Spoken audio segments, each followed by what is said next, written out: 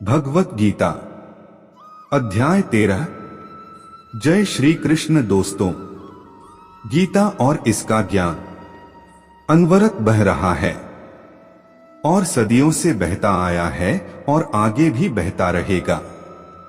लेकिन हमारी कोशिश है कि इसको आपकी ही भाषा में ऐसे प्रस्तुत करें कि ये आपके जीवन का हिस्सा बन जाए।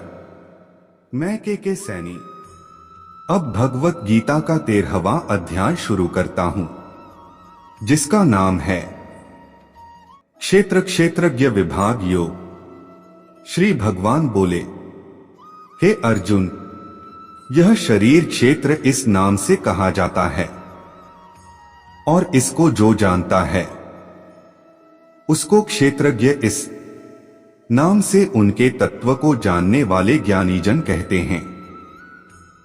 हे अर्जुन, तू सब क्षेत्रों में क्षेत्रज्ञ अर्थात जीवात्मा भी मुझे ही जान, और क्षेत्र क्षेत्रज्ञ को अर्थात विकार सहित प्रकृति का और पुरुष का जो तत्व से जानना है वह ज्ञान है, ऐसा मेरा मत है। वह क्षेत्र जो और जैसा है तथा जिन विकारों वाला है और जिस कारण से जो हुआ है, तथा क्षेत्रज्ञ भी जो और जिस प्रभाव वाला है, वह सब संक्षेप में मुझसे सुन।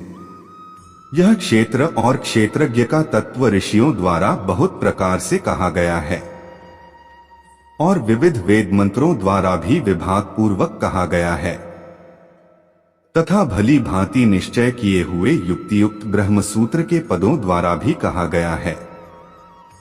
5 महाभूत अहंकार, बुद्धि और मूल प्रकृति भी, तथा 10 इंद्रियां, 1 मन और 5 इंद्रियों के विषय अर्थात शब्द, स्पर्श, रूप, रस और गंध तथा इच्छा, द्वेष, सुख, रुख, स्थूल देह का पिंड, चेतना और धृति, इस प्रकार विकारों के सहित यह क्षेत्र संक्षेप से कहा गया।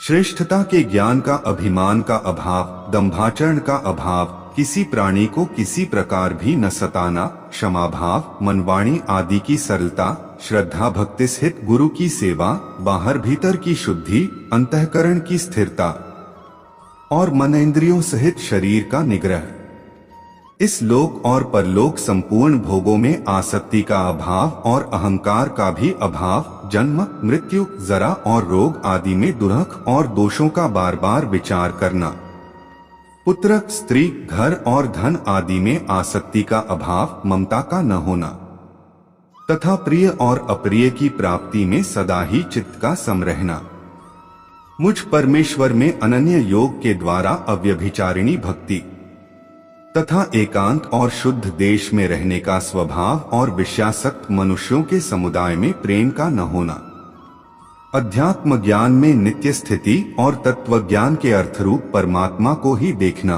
यह सब ज्ञान है। और जो इससे विपरीत है वह अज्ञान है, ऐसा कहा है। जो जानने योग्य है तथा जिसको जानकर मनुष्य परमानंद को प्राप्त होता है उसको भली भांति कहूंगा। वह अनादि वाला परब्रह्म न सत ही कहा जाता है न असत ही। वह सब और हाथ पैर वाला, सब और नेत्र, सिर और मुख वाला तथा सब और कान वाला है, क्योंकि वह संसार में सबको व्याप्त करके स्थित है। वह संपूर्ण इंद्रियों के विषयों को जानने वाला है, परंतु वास्तव में सब इंद्रियों से रहित है तथा आसक्ति रहित होने पर भी सबका धारण पोषण करने वाला और निर्गुण होने पर भी गुणों को भोगने वाला है।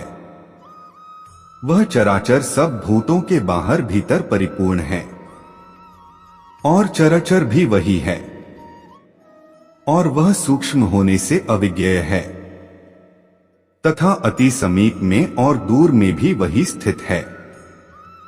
वह परमात्मा विभाग रहित एक रूप से आकाश के सदृश परिपूर्ण होने पर भी चराचर संपूर्ण भूतों में विभक्त सा स्थित प्रतीत होता है।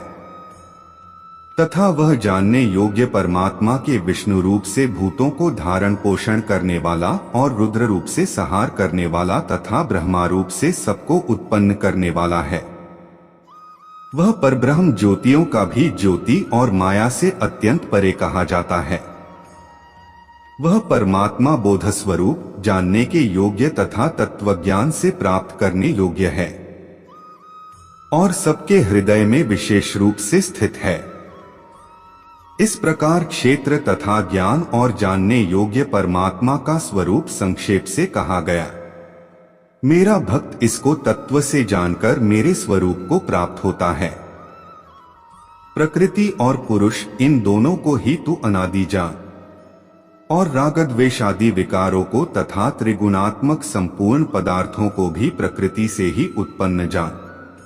कार्य और करण को उत्पन्न करने में हेतु प्रकृति कही जाती है और जीवात्मा सुख दुखों के भोक्तापन में अर्थात भोगने में हेतु कहा जाता है। प्रकृति में स्थित ही पुरुष प्रकृति से उत्पन्न त्रिगुणात्मक पदार्थों को भोगता है और इन गुणों का संग ही इस जीवात्मा का अच्छी बुरी योनियों में जन्म लेने का कारण है। इस देह में स्थित वह आत्मा वास्तव में परमात्मा ही है। वही साक्षी होने से उपद्रष्टा और यथार्थ सम्मति देने वाला होने से अनुमंता, सबका धारण पोषण करने वाला होने से भर्ता, जीव रूप से भोक्ता, ब्रह्मा आदि का भी स्वामी होने से महेश्वर और शुद्ध सच्चिदानंद घन होने से परमात्मा ऐसा कहा गया है। इस प्रकार पुरुष को और गुणों के सहित प्रकृति को जो मनुष्य तत्व से जानता है वह सब प्रकार से कर्तव्य कर्म करता हुआ भी फिर नहीं जन्मता। उस परमात्मा को कितने ही मनुष्य तो शुद्ध हुई सूक्ष्म बुद्धि से ध्यान के द्वारा हृदय में देखते हैं, अन्य कितने ही ज्ञान योग के द्वारा और दूसरे कितने ही कर्मयोग के द्वारा देखते हैं अर्थात प्राप्त करते हैं, परंतु इनसे दूसरे अर्थात जो मंद बुद्धि वाले पुरुष हैं वे इस प्रकार न जानते हुए दूसरों से अर्थात तत्व के जानने वाले पुरुषों से सुनकर ही तदनुसार उपासना करते हैं और वे श्रवण प्रायण पुरुष भी मृत्यु रूप संसार सागर को निःसंदेह तर जाते हैं। हे अर्जुन, यावन मात्र जितने भी स्थावर जंगम प्राणी उत्पन्न होते हैं उन सबको तू क्षेत्र और क्षेत्रज्ञ के संयोग से ही उत्पन्न जान। जो पुरुष नष्ट होते हुए सब चराचर भूतों में परमेश्वर को नाशरहित और संभाव से स्थित देखता है वही यथार्थ देखता है, क्योंकि जो पुरुष सब में संभाव से स्थित परमेश्वर को समान देखता हुआ अपने द्वारा अपने को नष्ट नहीं करता, इससे वह परम गति को प्राप्त होता है। और जो पुरुष संपूर्ण कर्मों को सब प्रकार से प्रकृति के द्वारा ही किए जाते हुए देखता है और आत्मा को अकर्ता देखता है वही यथार्थ देखता है।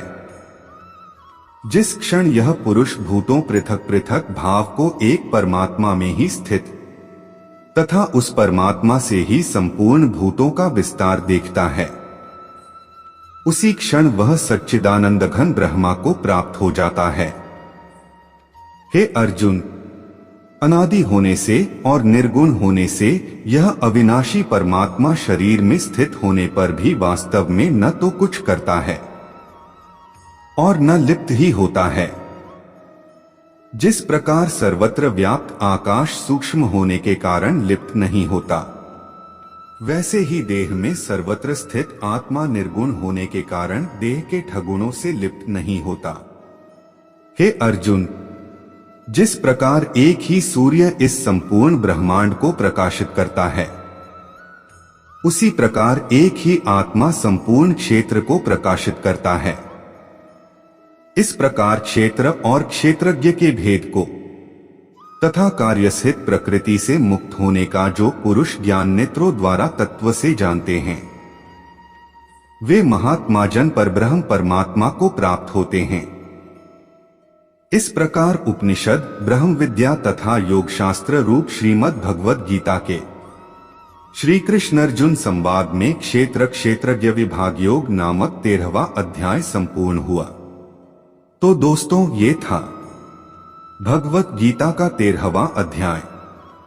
इस अध्याय में क्षेत्र और क्षेत्रज्ञ, पुरुष और प्रकृति की बात की गई।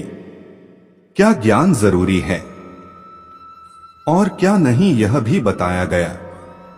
अब आगे 14वें अध्याय में फिर से मुलाकात होगी। तब तक के लिए अपने दोस्त के सैनी को आज्ञा दीजिए। जय श्री कृष्ण।